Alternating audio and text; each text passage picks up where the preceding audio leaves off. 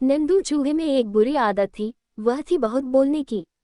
हर समय वह कुछ न कुछ बोलता ही रहता था। उसकी माँ उसे समझाया करती थी कि बेटा, बहुत बोलने की आदत ठीक नहीं है। व्यर्थ बोलने में बहुत सी शक्ति खर्च होती है। काम की बात ही बोलो, पर नंदू था कि मानता ही न था। धीरे धीरे नंदू में चुगलखोरी की आदत भी आ गई। वह इधर की उधर लगाने लगा, झूठ भी बोलने लगा।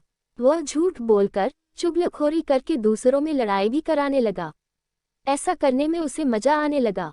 नंदू रोज ही कुछ न कुछ शरारत करने लगा। एक दिन उसने देखा कि मीतू बतख अपनी चोंच में खाना दबाए चली आ रही है। मीतू ये खाना अपने बच्चों के लिए ले जा रही थी। खाना देखकर नंदू को भी भूख लगने लगी। वह सोचने लगा कि वैसे तो मीतू कुछ देगी नहीं, इसलिए उसके पास पहुंच गया और बोला, नमस्ते मीतू मौसी। नमस्ते बेटा, खुश रहो, मीतू कहने लगी। नंदू बोला, मौसी, सारस मामा कह रहे थे कि कुछ भी काम नहीं करती हो। तुम्हारा खाना भी वे ही खोजते हैं। ये सुनकर मीतू एकदम भड़क उठी और बोल, हाँ, मैं तो निकम्मी हूँ, मैं क्यों ढूंढूंगी अपना खाना। फिर वह अपने मुंह से जोर जोर से बक बक की आवाज निकालते हुए, आंखें नचाते हुए बोली, ये सोना सारस भी न जाने अपने आप को क्या समझता है। एक दिन खाना खिला दिया तो रोज रोज गाता फिरता है। अभी देखती हूँ उसे जाकर। और वह पैर पटकती अपना खाना छोड़कर तुरंत चल दी। नंदू चूहे ने बड़ी खुशी से वह खाना खाया, फिर संतोष से अपनी मूंछों पर हाथ फिराया। इसके बाद वह मीतू बतख और सोना सारस की लड़ाई देखने चल दिया। सोना सारस को तो कुछ भी पता न था। मीतू बतख जोर जोर से लड़ती ही जा रही थी। नंदू चूहे को उनकी इस लड़ाई में खूब मजा आया। ऐसी अनेक तरह की लड़ाइयाँ कराना नंदू चूहे के लिए बड़ी मामूली सी बात थी। उसकी माँ उसे हमेशा समझाती थी, नंदू तुम जैसा काम करोगे वैसा ही तुम्हें फल मिलेगा। बुरे काम करने वालों को सदैव बुरा फल मिलता है।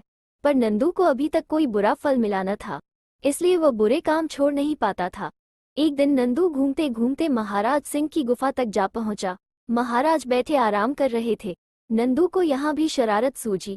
उसकी झूठ बोलने की आदत यहाँ भी न छूटी। उसने हाथ जोड़कर महाराज के आगे झुककर नमस्कार किया और बोला, राजन, आप जैसे प्रतापी राजा कभी कभी ही भाग्य से मिलते हैं। सिंह ने अपने नथुनों को जोर से हिलाया और मूंछों को गर्व से फुरफुराया। नंदू आगे कहने लगा, महाराज, कोई आपकी बुराई करे तो मुझसे सहन नहीं होता। किसमें है इतना साहस। शेर दहाड़ा।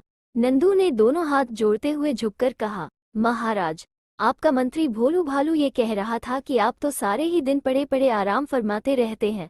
जनता के सुख दुख से आपको कोई मतलब नहीं है। अच्छा, कहकर सिंह गरजा। उसने नंदू को वहीं रुकने का आदेश दिया और एक सैनिक को हुक्म देकर भेजा भोलू भालू को बुलाने के लिए।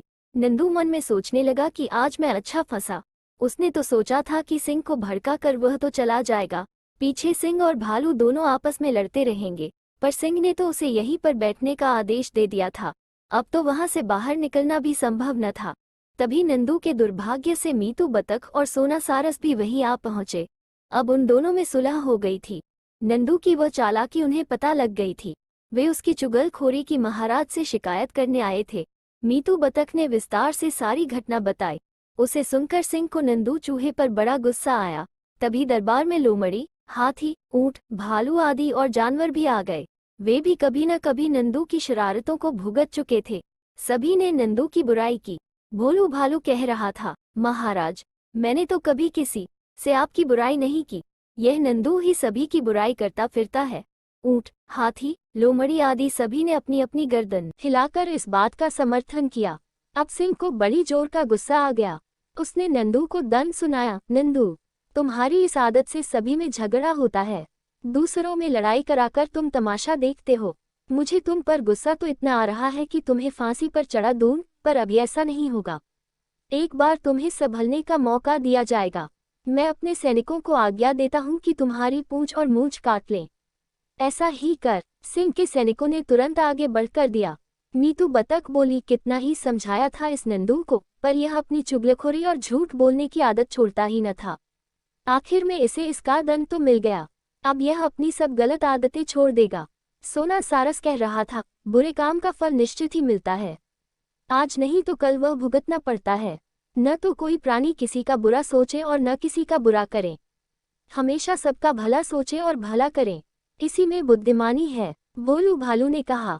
नंदू चूहे का सिर शर्म से झुक गया था। कटी पूंछ और कटी मूंछों को लेकर माँ के सामने वह धार मारकर रो। माँ सिर पर हाथ फिराती हुई बोली, बेटा, जो हुआ है उसे भूल जाओ। मूंछ और पूंछ तो दोबारा आ जाएंगी। अब तुम अच्छा बनने की कोशिश करो। पड़ा। हाँ माँ, ऐसा कहकर नंदू अपनी माँ से चिपट कर बिलख